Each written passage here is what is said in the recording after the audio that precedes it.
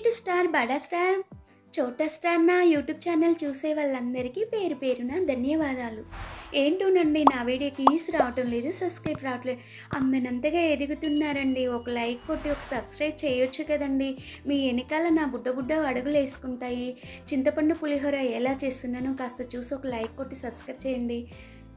కప్పుడైతే పల్లీలు తీసుకున్నాను, 2 స్పూన్ల శనగపప్పు తీసుకున్నా, 1 స్పూన్ ఆవాలు తీసుకున్నాను, 2 స్పూన్ల మినపగుళ్ళు తీసుకున్నాను, అల్లం ముక్కలు కూడా తీసుకున్నాను, కరివేపాకు తీసుకున్న, 5-6 ఎండుమిర్చి కూడా తీసుకున్నాను. ఇవైతే పచ్చి శనగలండి. పులిహోరలో తప్పనిసరిగా మనం వేసుకోవాల్సిందే, రుచికి రుచిగా ఉంటుంది. దేవుళ్ళకి ఎంతో ఇష్టమైన పచ్చి శనగలు కూడా చాలా మంచిది అంటారు. దేవుళ్ళ ఆరోగ్యం కూడా బాగుండాలంటే మనం అన్నీ వేసి చేయవలసిందేనండి. ఇలా అయితే కడాయి తీసుకున్నాను, కడాయిలో నూనె అయితే వేసుకున్నాను. కప్పు పల్లీలు అయితే ఇలాగైతే వేసుకున్నాను. ఎంత బాగా నిగనిగలు ఆడిపోతున్నాయి కదా. శనగపప్పు కూడా వేసేసుకున్నా, మినపగుళ్ళు కూడా వేసేసాను, తీసి పెట్టిన ఆవాలు కూడా వేసాను. కట్ చేసి ముక్కలు ఉన్నాయి కదా, అల్లం ముక్కలు కూడా వేసేసాను, ఎండుమిర్చి కూడా వేసానండి. ఫ్రెష్గా ఉండే కరివేపాకు కూడా వేసేసుకున్నాను. నిగనిగలాడే మిర్చీలు ఉన్నాయి కదా, ఇలాగైతే పొడుగులో చీరేసేసానండి. పులిహోరలో బాగా కనిపిస్తాయి, నూనెలో వేగాక తింటుంటే కూడా నోటికి రుచిగా ఉంటుంది. దేవుడు కూడా మంచిగా మనకి మోక్షం కావాలంటే పులిహోర మనస్ఫూర్తిగా పరిశుభ్రంగా తలంటుకొని చేసిన ఈ పులిహోర మాత్రం గుడిలో ప్రసాదం లాగానే ఉంటుందండి. గుడిలో ప్రసాదంలా రావాలంటే కూడా నా వీడియో మీరు స్కిప్ చేయకుండా చూడవలసింది. ఇలాగ దోరగా అన్నీ అయితే వేపేసానండి.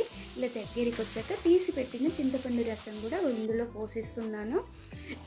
అన్నీ దగ్గరికి వచ్చాక మనం ఇలాగ పోసిన తర్వాత చింతపండు అనేది ఎలా మరుగుతూ ఉంది.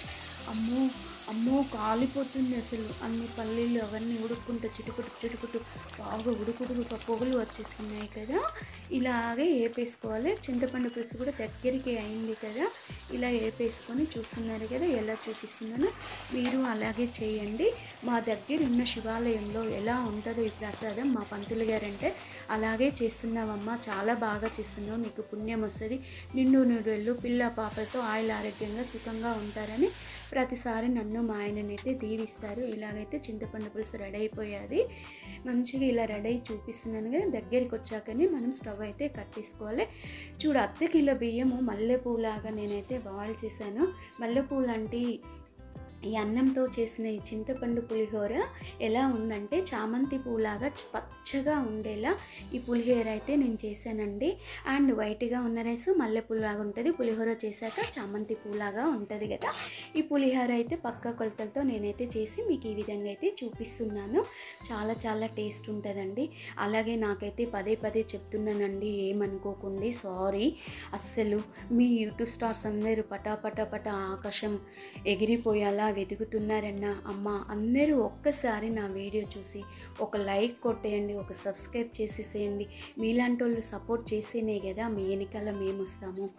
అయ్యో, మీ అంతే కాకపోయినా ఎంతో కొంత నాకు యూట్యూబ్ ఆదాయం కోసం నేను యూట్యూబ్ ఛానల్ పెట్టుకున్నాను. తింటే కడుపు నింటుంది అని అంటారు కదా, ఆ విధంగా కొత్త వంటతో మీ ముందుకు వస్తాను.